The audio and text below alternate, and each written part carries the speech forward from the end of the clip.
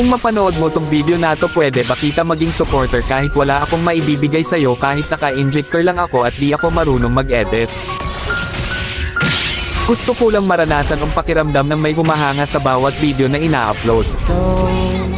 Sobrang saya kasi pag nakikita mo na may sumusuporta sa'yo kahit na simple lang mga ginagawa mo.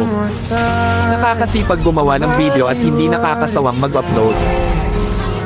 Sa panahon kasi ngayon, pag wala kang maibibigay ay malabo ka pansinin ng iba. Sa halip puro masasakit na salita pa ang mababasa mo, nakakalungkot man isipin pero yon ang totoo.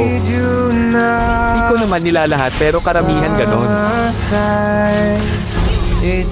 Ang hirap kasi pag walang talent, pag di ka gwapo, maganda o sikat na kilalang tao.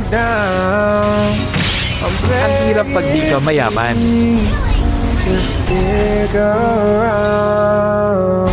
Okay lang sa akin basta lagi lang akong gagawa ng video kahit wala pang pumansin ang mahalaga.